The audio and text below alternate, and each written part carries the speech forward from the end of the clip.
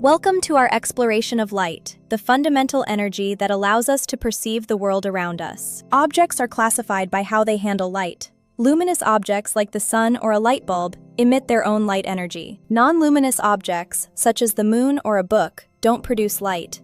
They are visible only because they reflect light from other sources. Light has a dual nature. It behaves as an electromagnetic wave, explaining interference, and as discrete particles called photons. Traveling at a staggering 300,000 kilometers per second in a vacuum, light is the fastest thing in the universe. In a uniform medium, light always travels in a straight line, a property known as rectilinear propagation. Reflection occurs when light strikes a surface and bounces back into the same medium.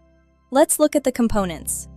The normal is an imaginary line drawn perpendicular to the reflecting surface at the point where light hits. The ray of light approaching and striking the surface is called the incident ray. The light that bounces off the surface and travels away is the reflected ray. The angle between the incident ray and the normal is the angle of incidence. Similarly, the angle between the reflected ray and the normal is the angle of reflection. The first law of reflection states that the angle of incidence is always equal to the angle of reflection. The second law states that the incident ray, reflected ray, and the normal all lie in the same plane. Smooth surfaces produce specular reflection with clear images, while rough surfaces scatter light in diffuse reflection. When light moves from one medium to another, like air to water, it bends.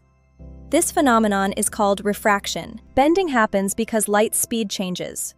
The refractive index measures how much a medium slows down light. When light enters a denser medium like glass, it slows down and bends toward the normal. Conversely, as it enters a rarer medium and speeds up, it bends away from the normal. This relationship is mathematically defined by Snell's law, linking the angles and indices of both media. At a specific critical angle, light stops refracting and begins to travel along the boundary. Beyond this angle, total internal reflection occurs, where light bounces back entirely into the denser medium. Refraction is responsible for fascinating illusions, from desert mirages to fish appearing closer than they actually are. Understanding these laws of light unlocks the secrets of optics, from simple mirrors to complex lenses.